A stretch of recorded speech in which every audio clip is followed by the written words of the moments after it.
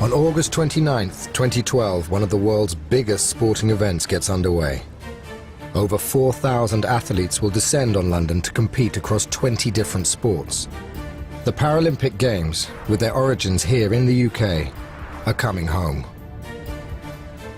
This film profiles some of Great Britain's most elite athletes, and then, using state-of-the-art technology, looks inside their bodies to discover the secrets behind their extraordinary abilities.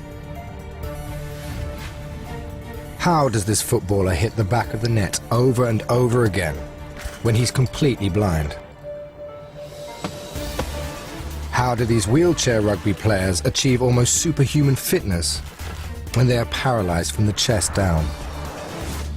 And what's enabled an equestrian with virtually no strength and movement in his limbs to master the control of a 1-ton horse? And to celebrate these amazing athletes, this program premieres 5 unique films featuring these Paralympic Games hopefuls, shot against the backdrop of the next city to host the Games, London.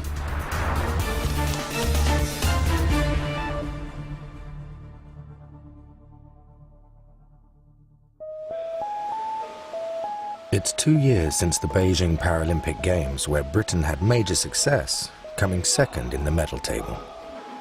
Liz Johnson, aged 24, is now training hard for London 2012. Do I look 24? No. Good. Liz's extraordinary story made headlines twice during Beijing. Tragically, her mother died the day Liz arrived at the Games. Then, a week later, she won a gold medal. I should never have won that race, you know, because my mind was so numb.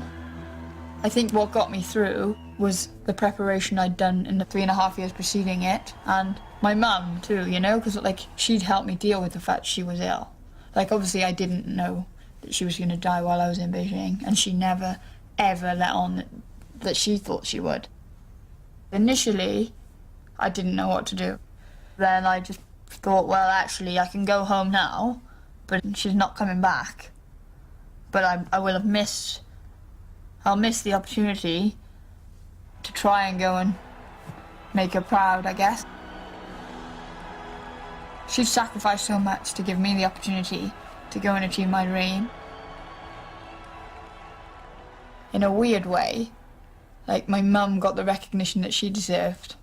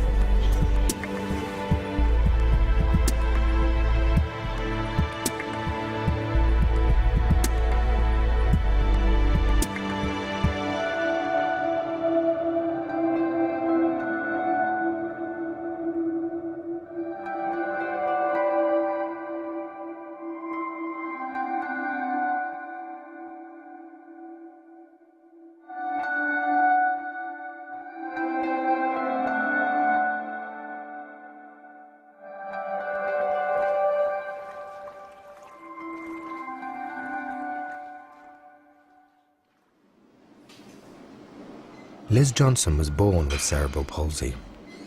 Cerebral palsy just means brain damage, basically. My cerebral palsy affects the whole of my right side. She's been swimming for 20 years, and like all successful athletes, her career has taken extraordinary commitment. Athens fell in the same year as my A-levels, so I was going to school in Newport in South Wales, but I was having to swim in Swansea, so basically I'd get up at 4:30, so I'd get to Swansea for 6:15, and then I'd swim from 6 till 8, and then I'd drive back to Newport, and then I'd be in school from 9 till 3:30, and then I'd drive back down to Swansea, and then I'd swim till 7:30, and then I'd drive back home to Newport. It's a 108-mile round trip. At that point, I was fortunate that I was disabled, because it meant that I could learn to drive when I was 16. So every cloud has a silver lining. Boom.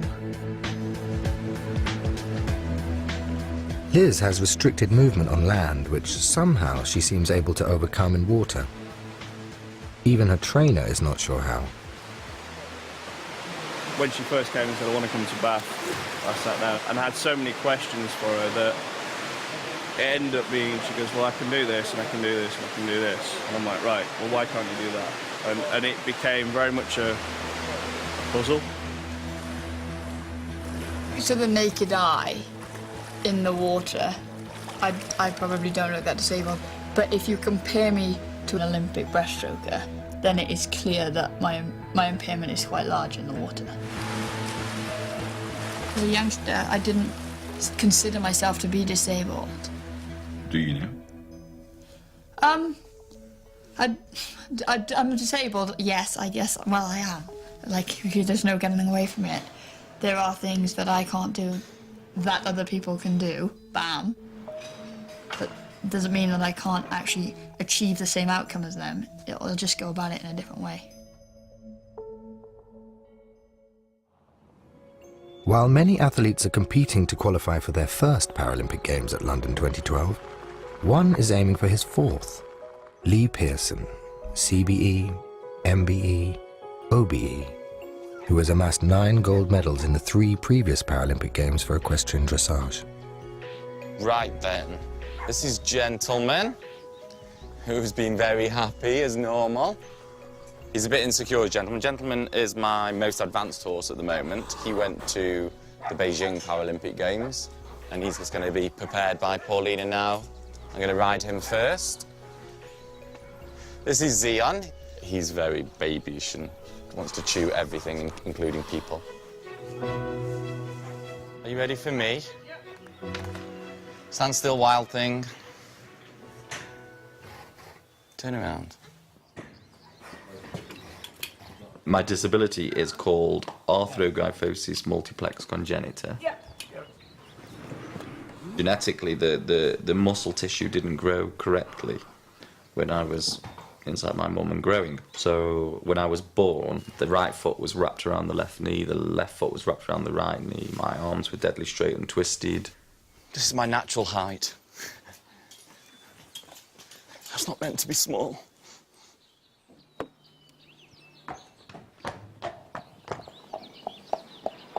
Everybody says that my sport doesn't seem like the most athletic of sports, but I say to them, I'll give you a riding lesson and we'll see who survives the longest and how fit you have to be.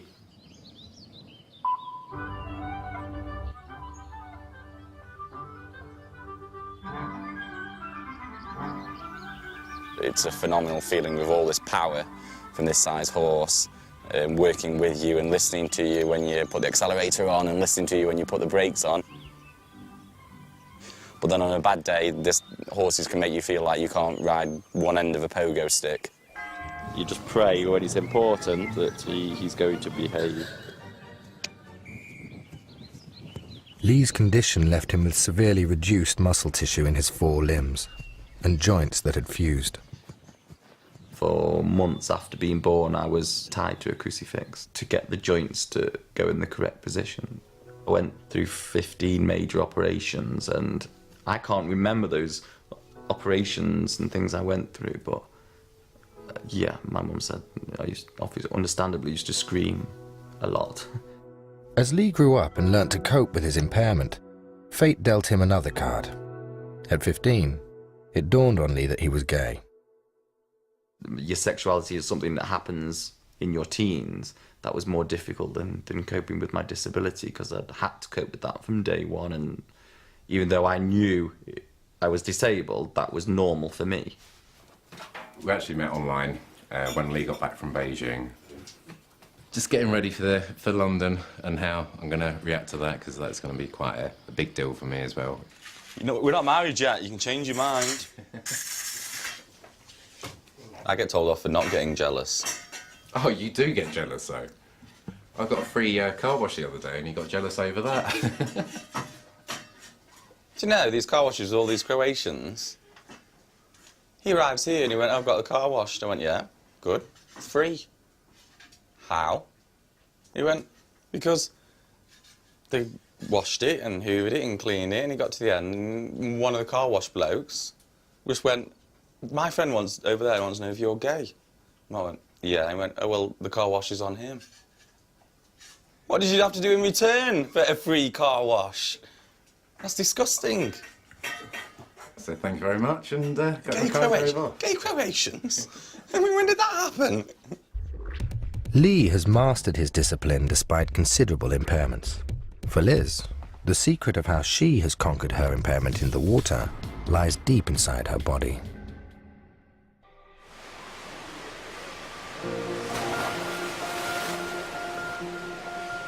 Liz Johnson spends 20 hours a week in the water training for a relentless cycle of competitions. But having cerebral palsy means some strokes are easier for her to swim than others. She's obviously very good at breaststroke. Her other strokes, she would say, are rubbish. The non-symmetrical freestyle and backstroke are just hard because she's got to keep moving, and obviously her weak side is not as controlled, not as strong. How is Liz able to swim breaststroke, a symmetrical stroke, to gold medal winning standard, but unable to master to the same degree non-symmetrical strokes?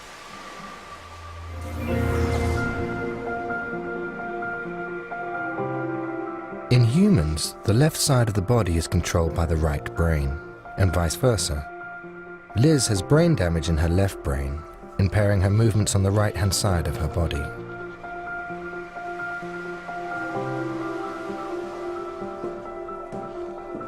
Liz is going to have her brain damage and motor abilities assessed with Dr. Simon Farmer, a consultant neurologist who specializes in cerebral palsy. I can feel my brain trying to get, say, my hand to work, and I can feel my hand wanting to work, but there's like a gap from like here to here. Just try picking up the pen with your right hand for me. Okay. Okay. Yeah. And it's clearly a lot of effort, isn't it? You're going red in the Yeah, I have to hold my breath, you know? do, yeah. So what would is there a reason? Okay, just to pick up with your good hand now. Yep, good, fantastic. One of the ideas that we may explore with you is whether the side of the brain that suffered most of the injury, which is on the left side, which controls the right side of your body, whether the actions of that part of the brain are actually being compensated for by the right side of the brain, which is the undamaged side, or the less affected side. Yeah. An MRI scan, Liz's first since childhood, will identify the exact position and severity of her brain damage. This is interesting to see here in this white line damage in the nerve fibre bundles which originate in her motor cortex. This is the part of the brain that is controlling our voluntary movements. These should be controlling the right-hand side of their body, but they're unable to, which is why she has cerebral palsy. So there's quite significant brain damage here, literally cutting through those pathways that should be there. As you go further down in the brain, the situation gets even more interesting. What you see on her damaged left side here is a shrunken area of brain where the nerve bundles are damaged, and there are many fewer of them than we would normally see. Dr. Farmer also notices something that may help explain Liz's exceptional swimming ability. What's really interesting and exciting is that on the undamaged side of her brain, there seems to have been a compensatory increase in the size of the nerve bundles, more nerve bundles than we would expect to see normally. And this might be a clue as to what's going on in Liz's particular case. If you just use your good hand to make this movement, yeah. And do you see how you can move pretty much the fingers independently of one another? You can actually tap each finger in turn. But what's happening to that arm as you're trying to do that? It's contracting, It's but contracting, it was like yes. there was no effort in the No, contraction. I mean, you're not trying to do that, are you? No, I'm looking at this. Yeah, you're trying to do this one. Now, what I want you to do is to try and activate your bad hand, okay? So try and tap each finger in turn. What we see is there's movements here, okay? And you see the thumb and the fingers are coming together. Now, is you conscious that that's happening? No. We think the reason for that is because it's not your left brain that's trying to do this, but it's actually your right brain, the brain that is not affected by the problem that you had. Could Liz's right brain be capable of sending the same instructions to both sides of her body? We're connecting electrodes to my muscles. Dr. Farmer hopes to find out using this test. Stimulating the right side of my brain, which is Magnetic impulses applied to one side of his brain only trigger movement in one hand. come down. But in Liz, they trigger both hands.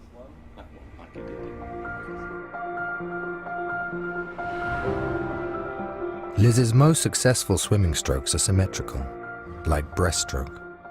When the movements are mirrored, one side of her brain is able to control both sides of her body.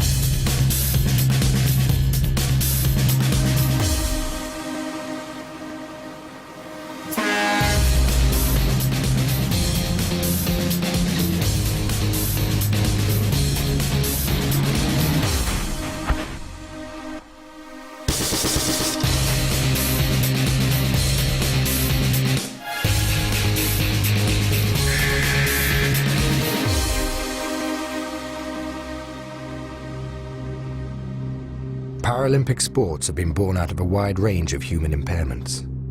Few injuries are more serious than a broken neck. But it seems no one told these guys. 1, 2, 3, kick! Wheelchair rugby was originally from Canada. It was put together by people that weren't strong enough or able enough to play wheelchair basketball. The sport is quite dangerous. I, playing in Germany, was passing the ball and got hit by 2 players at the same time, and my chair flipped right up and I come down and landed on one of the other players' knees.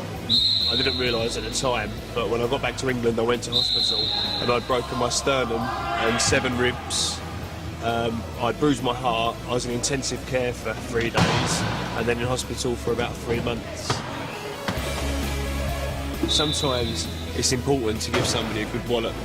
Either stop them in their track or stop them getting from A to B, basically. You'll see by the damage of the chairs and the punches you get that they happen, and so they should, you know, it's part of the game, I love it. So you do get injuries, but so does every sport, you know. Footballers get broken legs, nothing in life's perfectly safe. Trust us, we've all broken our necks. It was my girlfriend's birthday. The day wasn't much different from this. It was a really nice day, so we sat on the balcony.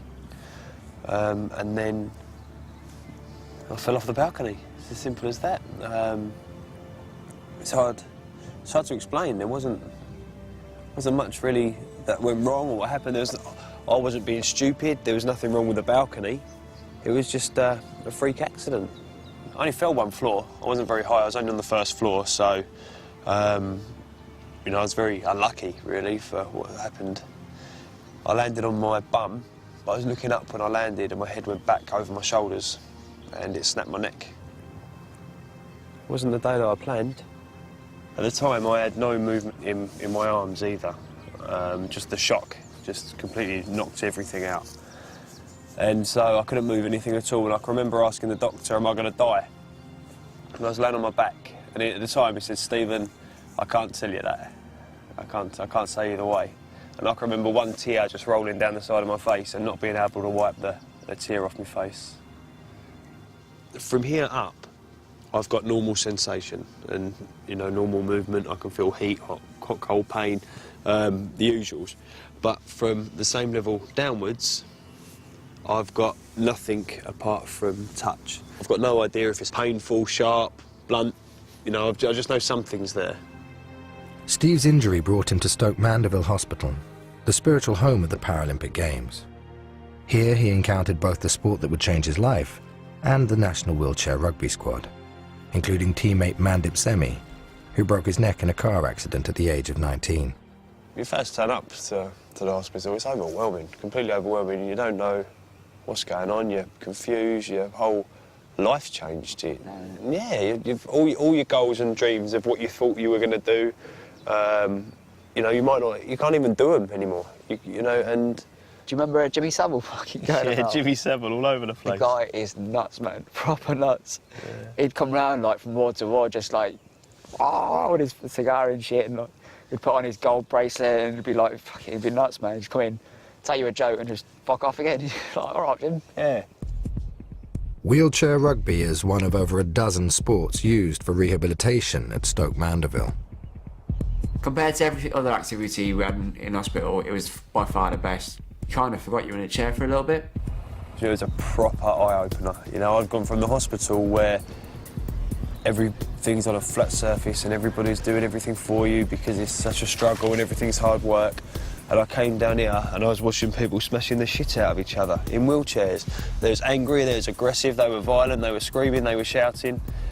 Human traits that I hadn't even seen for 2 months, let alone seen anyone in a wheelchair ever have. Having made the squad in just 3 years, Steve is now fighting for team selection at London 2012. Just because it's a Paralympic sport, it doesn't mean that it's given to any of the players on a plate. I train every day to be in the squad. I train every day thinking about the Australians training every day. If I miss a day's training, they're one up on me. These Paralympic hopefuls are desperate to reach London 2012.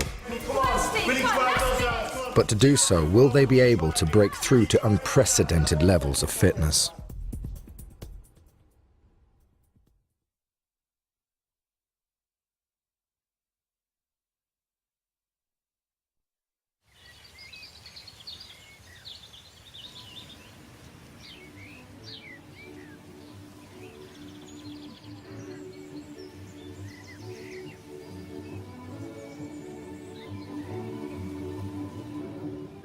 Dressage is the art and sport of horse training. In what's sometimes called horse ballet, a dressage rider spends years training each horse to respond effortlessly and accurately to their instructions. It just looks like this powerful horse is like doing ballet in the arena, and the judge is then just judging these movements, that they're powerful, but they're relaxed and they're in a rhythm. Because of my disability, I have limited movement and strength. Ooh. But what has built up is a phenomenal amount of suppleness in my pelvis and my bum and my lower back to absorb the movement. I can't be a lazy rider, I can't be a messy rider because of the restrictions of my disability. Shot.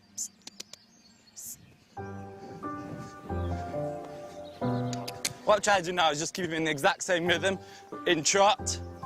And to do that, I'm just trying to keep my pelvis in the rhythm that I want. And I do little half halts, which is little reminders down the rein that he should stay with me if he speeds up too much. And if he slows down, do little reminders with my heels in the rhythm. All my body can stiffen up if I just want him to collect a little bit. Push, push, push, push, push, and collect. Block, block, block. Half halt, because he's running, and I'll change the direction now, good boy. Ask him to canter by sliding my outside leg back. And with this, my pelvis and my seat is more of a swinging action. I swing in the saddle that my bum doesn't leave the saddle.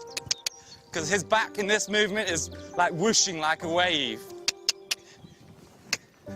And just to prove that I'm not using the reins to hold himself on, it's just my balance and my seat. I'm riding with no reins whatsoever. It's just my bum keeping me in the saddle. What's the secret of Lee's incredible level of control over his horses? Super. Gold medal. Lee's dressage skills are so advanced that he competes in both disabled and able-bodied competitions.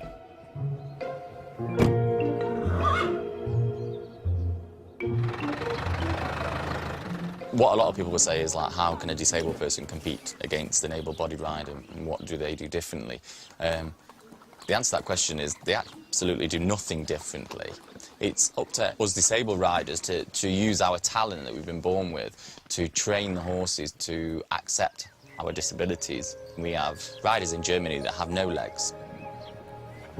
As an able-bodied rider, I couldn't hope to achieve some of the things that Lee achieves. His balance is just phenomenal. The way he controls the horses and makes them go through his weight and shifting his body weight is just absolutely amazing. There are not many able-bodied people who would be able to make a horse move the way Lee makes a horse move. Able-bodied riders control their horses mainly with their legs. Thanks to his condition, Lee has extremely limited function in his limbs. In my case, my legs are encased in plastic from my hips to my heels, so I've got no knee movement and I've got no ankle movement there. They are set in that bent position. Inside Lee's limbs, there is very little muscle tissue. Scar and fibrous tissue developed instead. His shoulders have half the strength and movement that they should have.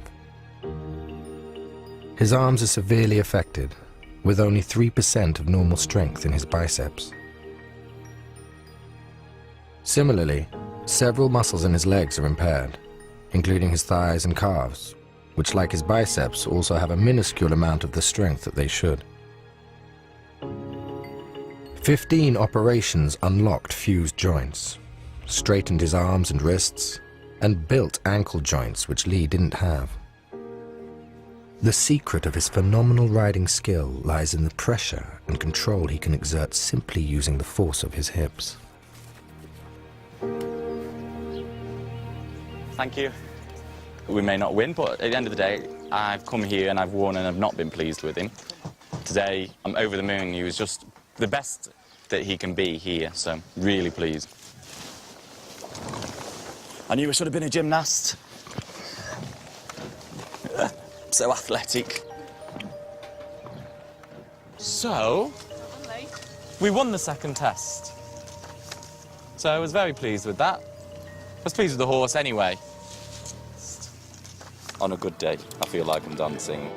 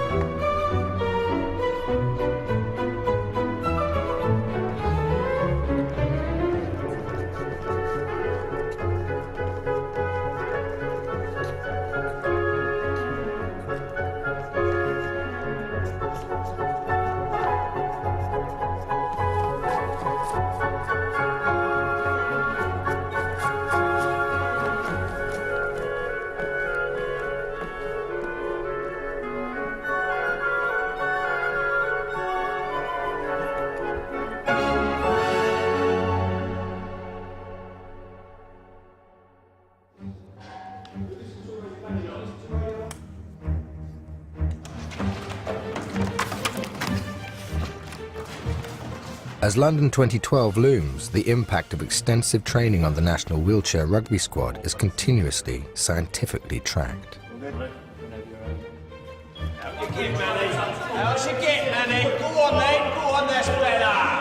Is what hobby? Wheelchair rugby a hobby? No way. Wheelchair rugby is a complete lifestyle. To call it anything less is an insult. I wake up, the first thing that's on my mind is, am I late for training? The second thing that's on my mind is, what's my training day today? What should I be eating? The third thing on my mind is the training itself. And the fourth thing on my mind is making sure that I go to bed in time to get up for training again the next day. Go on, right, push, push, push, push. Loughborough University is world-renowned in sports science. When you get that call or that email saying we've got to be back there again, it's just like in the back of your mind. You dread it, like, because it's just a day of just balls out, hard work, and there's no way around it. How tall are you? I don't really know, you know, I'm guessing 6 foot 6, 7, I don't know, something like that. I guess I haven't been measured properly since, well, I have, but I don't really believe them. 3, 2, 1, and go. Come on, mate. My height's different because it's a lot in my limbs. That's when it benefits me in my game. Because I've got such long arms, I can sort of get so much of the wheel and get so many less strokes than everyone else and so much more speed. So technically I'm going faster but using less energy. So I'm quite efficient, I guess. You run over your own fingers? I have done in the past. Keep driving, well done, mate. Superb. Manny is an extraordinary character. He's got extremely long arms. He can use that to his advantage in his pushing technique. Whereas Steve has got other qualities, determination, motivation, that really push him through producing a very, very good VO2 peak test on the treadmill. The VO2 peak, the maximum volume of oxygen consumed during exercise, is measured on a tortuous, specially designed wheelchair treadmill. In repeated 5-minute sessions, the athletes endure increasing speeds and inclines. And I think it's looking good, as long as you're comfortable with this, to go for the 5th stage, okay? Yeah. Keep it going, Brady. Manny and Steve have use of their arms because of the position that their injuries occurred to their spine, within the highest 7 vertebrae, known as C1 to C7, that support the neck. When I fell off the balcony, it dislocated my 6th vertebrae and it slipped down and in front of my 7th vertebrae and basically crushed my spinal cord flat. The spinal cord sends all the signals down to everything below there to move or to feel heat. So if I'd broken 1 vertebrae higher, my fingers wouldn't work at all. 1 vertebrae higher than that, I wouldn't have any finger or wrist movement. 1 higher than that, I wouldn't be able to lift my arms up. And, you know, and so on and so on. Keep pushing, Ronnie, keep pushing. Manny and Steve have both reached extraordinary levels of fitness by developing the function they still have. Keep driving, that's good. Keep working, Steve, keep driving. That's it, big part of pushing, keep driving through. You've been told that you're paralysed. You try and find out what's actually gone wrong. And for me, it's like from the nipples above, you know, is where my function starts. So when I breathe, it's not using any of my so-called rib muscles, you know, that I use to breathe. So my breathing is heavily impaired compared to somebody who's not paralysed, obviously. It's not just impaired breathing that should limit these athletes' capabilities. As the chest cannot expand as much as it should do, the lungs do not fill completely. This greatly reduces the surface area inside the lungs and the amount of oxygen absorbed into the blood. Despite the work rate of the arms, because the majority of the body is paralyzed, the heart does not recognize that the body is exercising strenuously, and the heart rate increases only slightly. This is partly because the adrenal glands are found on the kidneys, but because the nerves that would activate the glands don't work, no adrenaline is produced. In an able-bodied human, blood is pumped by the heart and also by the muscles in the limbs, which contract around the veins. This blood pump doesn't happen when the muscles are paralyzed.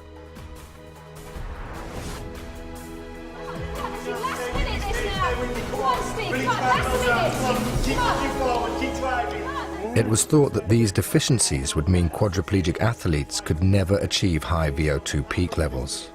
But research like this is showing that that's not the case. These athletes' intense training programs have seen them break through the predicted limits. Both characters have got exceptional values when compared to normative values of untrained wheelchair individuals. Really work for me, come on. Get it back, get it back, get it back, get it back, come on. Keep driving, push, push. Come on, let's keep driving. 10 more seconds, okay, relax. Brilliant. That's excellent. 20 seconds, all right? Awesome. After 30 minutes, Steve is exhausted. Well done, Ronnie. It shouldn't have taken me the loss of 2/3 of my body to make the most of the last third, but it did. From one great British sport to another, in Paralympic football, the players are blind, shooting at a goal that they cannot see. Dave Clarke is captain of England's football team, the blind football team. I've been blind since birth. I have congenital glaucoma. My sight loss, I think it was caused by something during my mother's pregnancy.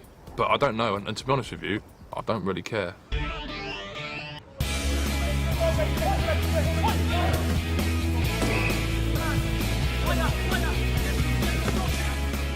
There's quite a lot of stereotypes and automatic assumptions that go with blindness alone, never mind mixing blind and football. It's only when people see it that you really get them enthusing about it, actually. Blind football players have varying degrees of visual impairment, so they're all blindfolded to even things out. This is a game that relies entirely on their sense of hearing and spatial awareness.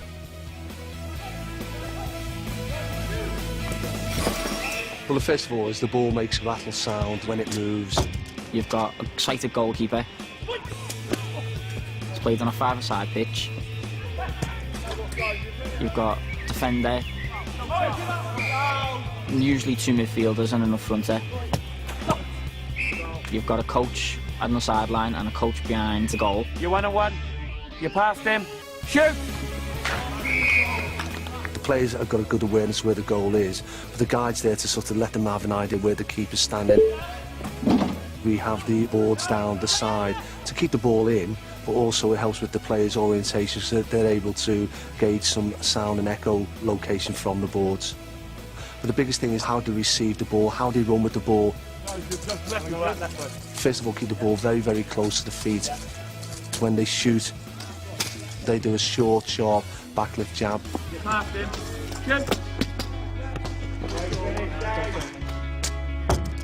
Their biggest thing is really working on their orientation skills and mobility. So they're the biggest things that are different from, you know, working with sighted people. Face the goal, face the goal. Go on, control it. No one said shoot. No finish. That's better. Great save. While Dave is one of the players who've been blind since birth, others lost their sight more recently. Concentrate on my voice. Yes, Craig. Yeah, there it is. Been blind for 3 years. I was blinded in Iraq while operations out there with the 2nd Battalion of the Duke of Lancasters when I was hit by 2 rocket-propelled grenades, fighting on a rooftop with my section, which blinded me. I also broke my jaw, lost 3 teeth, I've got a plate in my cheek. These are prosthetic eyes. All my scars have been sewn back on, all my eyelids have been sewn back on, and I've got a plate in my arm as well. So, pretty lucky really. Some of my team come home in a box. I'm very privileged to represent my country again. After just 3 years without sight, Craig is rising through the ranks of the national squad. But what's the key to his captain, Dave Clarke's success? Dave has 110 caps and has scored 106 goals. I think the advantage is that you have been born blind in the footballing environment is that your spatial awareness seems to be generally better. Ned, come and lie down on your bed, come. When Dave isn't wearing an England top, he wears a shirt and tie. Dave works as a bank executive. After 15 years at an office in the city, he's very recently relocated and is still familiarizing himself with the new surroundings. Pretty reliant on people not leaving stuff out. After a lifetime of blindness, Dave's spatial awareness is extremely accurate. It isn't just on the football pitch that it comes into its own. The vision that I have in my head, I don't know where it comes from. It has to be through the brain taking all the senses other than sight and putting that all together to produce a picture, I guess. The nice thing about this space is that it's very tight, it's very, you know, you can really get a sense of, I could walk straight down the middle of this because I can really tell where the walls are, even though they're made of glass, which is not ideal because it doesn't give the same kind of noise as this stuff would. But I'm also hearing a gap here because there's nothing, you know, there's sound coming from behind it. Whereas if I stand here, the sound is dead because it's a wall. But if I stand in this gap here, so that's why I can reasonably easily, you know, kind of walk like that through a door because the sound of the space, if you like. And I've tried generally to work with what's around me, but occasionally I will just give a little, it gives me a fix on where I am. We're in. Dave's new work colleagues are getting used to how he sees his world. But he's decided the time is right to give them a glimpse of his other life. David spoke to his old office at London City, and they've kindly agreed to come down and give us a five-a-side football match. Come 5 o'clock, we're going to put our kit on and hopefully beat the other office. I think they're very, very interested to see how it works for me, but I know what will happen. There'll be that level of interest at the first 2 or 3 minutes, and then they'll be playing football. One of Team GB's most recent athletics recruits, Stefanie Reid, is in the final stages of preparation for the 2010 Paralympic World Cup in Manchester. I compete in the 100 meters, I do the 200 meters, and I do the long jump.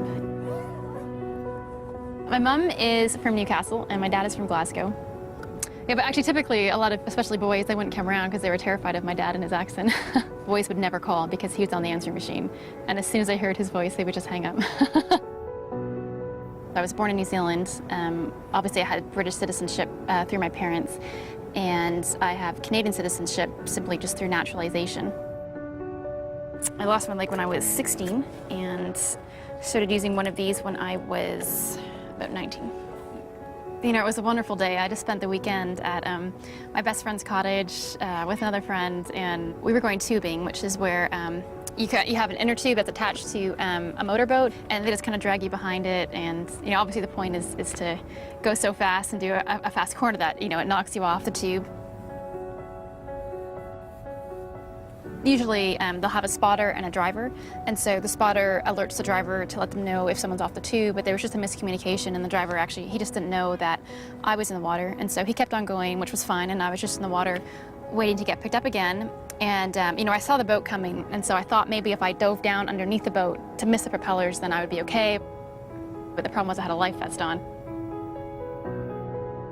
I got caught in the propellers both across my lower back and my glutes, and also I had a cut along the middle of my foot, and the biggest reasons the foot was amputated in the end was the surgeon knew that I was quite athletic, and he knew that I would get far more activity out of an artificial leg as opposed to the foot that if he had just sewn it up as best as he could, it probably would have only been about 60% functional. Stefanie's carbon fibre running blade costs the same as a small car and lasts only 2 years. But running with other prosthetics proved impossible. The bones now that I was running on, they just aren't designed to carry, you know, that much pressure. Your foot is specially designed to kind of even out the distribution of the weight, but, you know, shin bones just don't do that.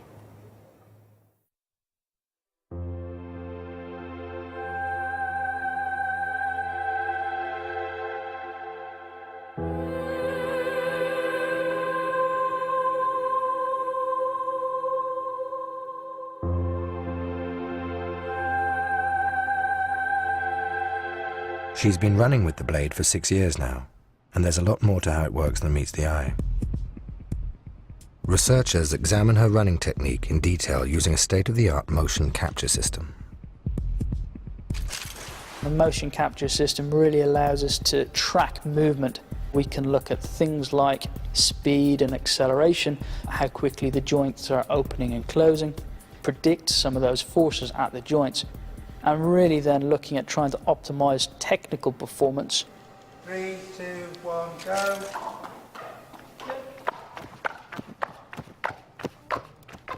What we've got here are two graphs. This is your trainer leg, and then this is your blade leg.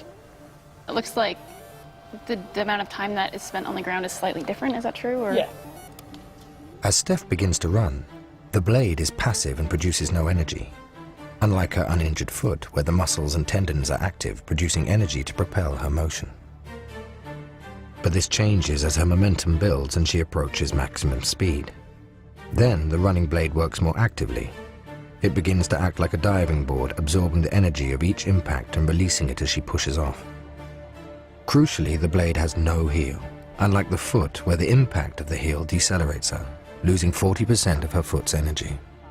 At maximum speed, the blade produces much more energy return than her foot. The two legs operate differently, are very different in weight, and her foot produces less energy than the blade returns. With such a marked difference, how on earth does an athlete like Steph control these two very different legs at the same time? Steph's running style is so perfectly symmetrical, it's nearly impossible to detect any variation between the movement of the two legs. Would it be easier to see in a runner new to blades? 17-year-old Jonnie Peacock is also making his debut GB appearance at the World Cup. He's been running on a blade for only 7 months, and his technique is still developing. Since I got the leg, my technique has changed definitely hugely in the last 7 months. It was a little bit hard to control at first. Like my leg used to swing out when I was running and stuff, and it made it harder, but it's all technique things, but it was definitely a lot different and a lot better. 3, 2, 1, go. Jonnie lost his leg at the age of 5 to meningitis. Excellent. Good man, you hit it spot on. I remember one thing driving through some red traffic lights. I was in the back seat of the car with my Power Rangers duvet around me. Good old Power Rangers. Yeah, explain to a 5-year-old that they're about to lose their leg. That's a very awful conversation to have, and it's also an incredibly difficult conversation to convey what that's going to mean.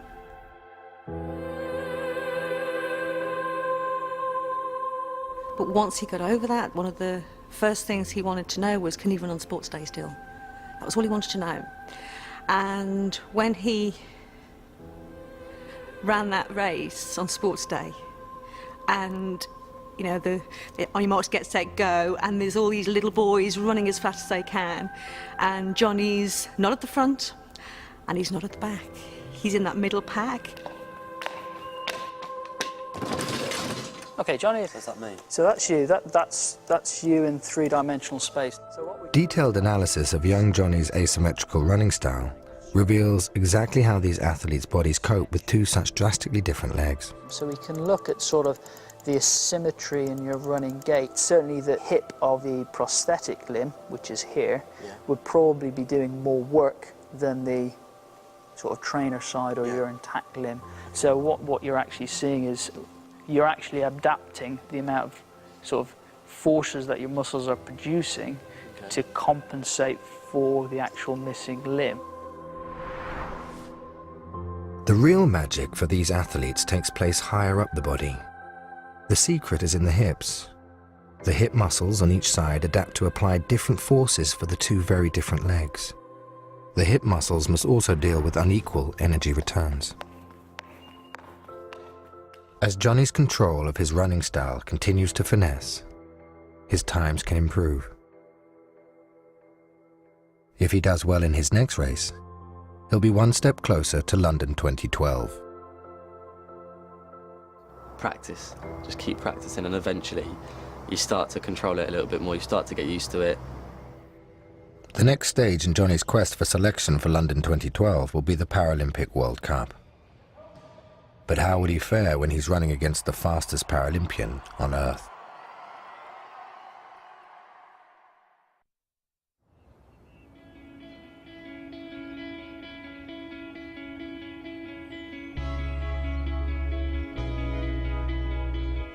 In Hertfordshire, the captain of the England blind football team, Dave Clarke, and his sighted co-workers are lining up for a five-a-side against his old office. If I run into the fence, don't worry about it. It will just happen. What was important to me was just to know the dimensions of the pitch and then to get on with it.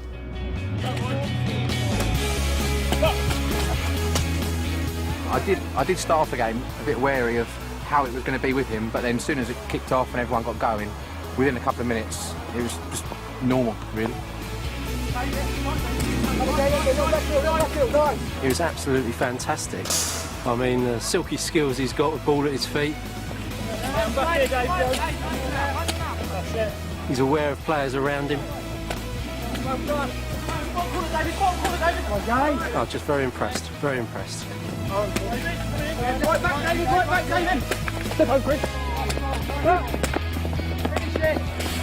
Oh, great goal. Speed is really useful because it means I get to play at a higher intensity than perhaps when I do in training against other blind people. So when the ball actually does come to me, I've got to move quickly and do things fast, which is great.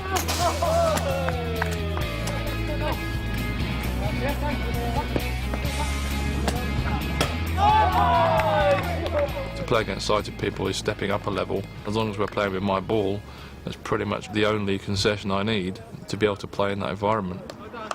Blind since birth, what is enabling Dave to understand what's happening around him without the sense of sight? I have a picture in my mind all the time of the players, of the ball, of the opposition, of the goal, of the sideboards, the coaches, the crowd. That picture is there in relation to where I am on the pitch. And I don't think I could play football without that.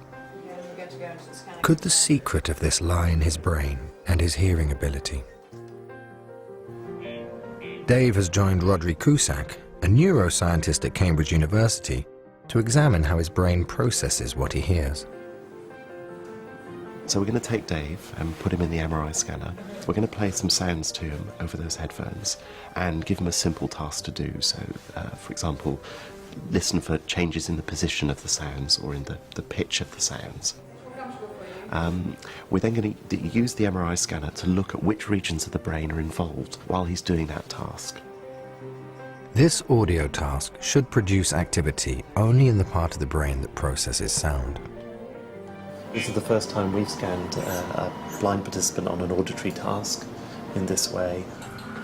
Okay, Dave, if you press the left button if they're different, the right button if they're the same. Okay, fine. Initially, Dave's brain responds to the sounds exactly as it should, and as it would in a sighted person. Only the parts of the brain used for hearing light up. So this is the auditory. It's a bit more superior, just on the top of the temporal lobe. But then, something surprising begins to happen. The part of the brain that deals with vision begins to respond to the sounds too.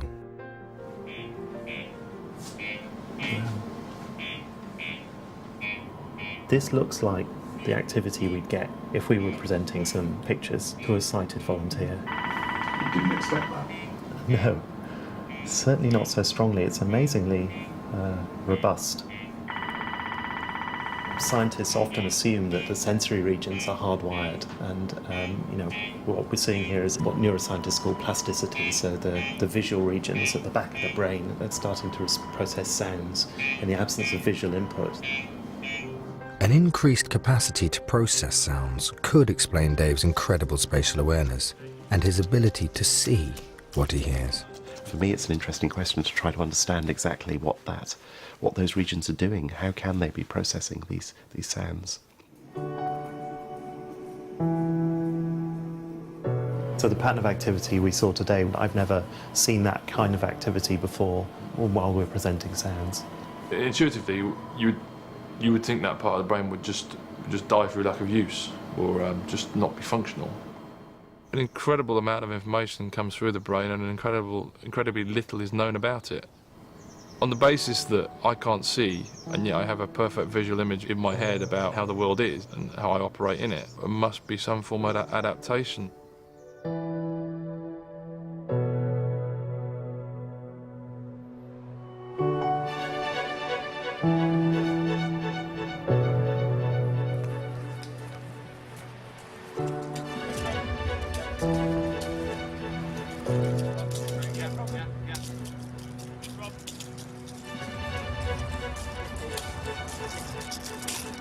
Hello, Dave.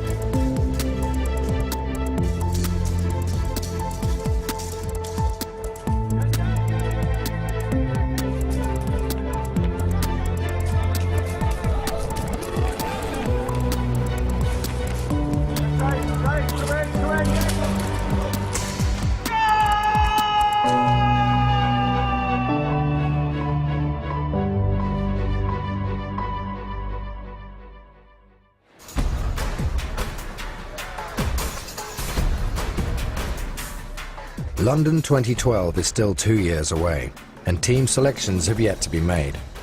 The Paralympic World Cup offers a chance to impress the selectors, especially for Jonnie, who's making his debut appearance for Team GB. I'm so thrilled to be running for my country, but if I keep saying to myself, this is such amazing, by the end of it, when I come to the race, I'm going to be like, oh my God, I'm actually doing it, it's huge, it's absolutely massive. So if you just sort of dial it down, you're a bit less nervous, it just sort of helps me. I mean, I know this is a huge experience, and being able to wear the kit that I wear is just amazing, so it's just great. I don't like to be beaten. If I go into a race where I could possibly beat people, I'm not going to be happy if I lost. But debutant Jonnie is in for a challenge. Also racing in the men's 100 metres is the fastest Paralympian on Earth, Oscar Pistorius. Someone goes to me, oh yeah, you're going to be in the lane next to Oscar. I never actually believed it until I actually saw on the sheet that I was next to him. Walking out onto the tracks and you hear the crowd roar, and it just sort of sent chills up my spine, like all goosebumps. I started to get really nervous. I was like, oh God. And that's like sort of like, that's when your heart just starts going, like sort of pounding at you, and the adrenaline starts coming for you. Jonnie Peacock shoulder to shoulder there with Pistorius, and Peacock a little bit slow out of his blocks, but his pickup is good. And here comes Ian Jones, second from the right-hand side, but look at Pistorius' motor. Oh, wow, Pistorius wins it easily. Oscar Pistorius, absolutely magnificent. Beating his previous personal best of 12.37 would keep Jonnie in the running for the Paralympic Games. And he has. 12.23, I think. But he knows he can do better. I wanted to get 12.2 because that's a B standard for the World Champs in New Zealand. I've got a couple more months to do it now, so I shouldn't really be too nervous. I've run the time, just to run a little bit faster. It's not much. While Jonnie has taken one more step towards realising his 2012 dream, What place did you come? Fifth. That's really good. You had a full heat too. it's now Stefanie Reid's turn to take to the blocks for her first competition in a GB shirt.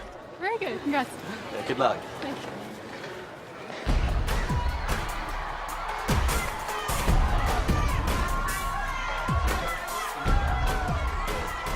Her first race and a bronze medal. Her first for GB. Will there be more to come? With 2 years to go, what lies ahead for Steph and the other athletes as they strive to make the selection for London 2012?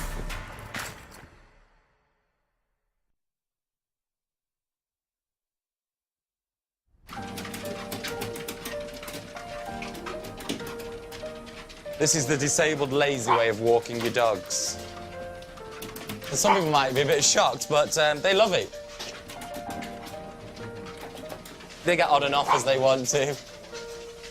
We've got a puppy underneath at the moment, which is not so good. Vogue, come out there. Come on out. 11 days, 20 sports, 4,000 athletes. 2 years to go. These men and women and hundreds of Britons like them have nothing else on their mind. With training comes fitness, with effort comes accomplishment, and with determination comes success. What's inside these incredible athletes is an unrivaled drive, unending commitment and a will to be centre stage at arguably the most important sporting event in the UK for generations. It's 12 at 12 for me. I'll be after my 12th gold medal at London 2012. I have got to try and win in London 2012. I perform best when I'm not afraid to fail. And that's hard, especially when you're going into a home Olympics, because there is a lot at stake if you fail. And so that's something that I'm definitely working on. In the last 2 years, I've made a lot of changes to my training regime and to my lifestyle. And so I've done a great deal of the groundwork to prepare myself for London. So in terms of the next 2 years and where they're going to take me, I think it's all about building on the foundations that I've set myself. I think I'd ever be happy if I didn't get into London. It's going to be hard times, because at the moment I've made a personal best at every race I've done. But I know that there's going to come a time very soon, because that obviously was great. Getting a personal best at every race is just fantastic. It's going to take a lot longer to get these tiny little chunks off, because I've taken over a second in the last year. I'm not going to take a second off in the next year, and I know that. People watch the Olympics because they want to see achievement, inspiration. If you want that, watch the Paralympics, just for an hour. Watch the opening ceremony, watch what has been achieved and what personal mountains people have climbed just to get in the door in that stadium. You look at reality, you can't change things. It's just how you deal with them. You come out of hospital, you have two options. You can do fuck all, or you can do everything you want. And it's the way you choose to go, like, you know what I mean? What would you do, like, you know what I mean? It's just, why would you miss, like, opportunities like this? It's just, for me, sport at the moment is everything, and it's just, I don't know, I love it. Every time you're dropped, all it does is make you want to make sure that you're not dropped again. And I know that I'm not the only one saying that. You know, everyone's jostling for positions in the squad, and everybody wants to be part of it. And, you know, hopefully London 2012 is my time and it is my turn. And God knows I've done everything I can to make that possible. Personally, I'm hopefully going to get the opportunity to captain my country in the Paralympics in what will be undoubtedly my last tournament in the sport after 15 years. Collectively, as a team, we have the ability to go and change the blind football world, really, by putting Great Britain top of the tree. The prize is there, and my God, is it worth it.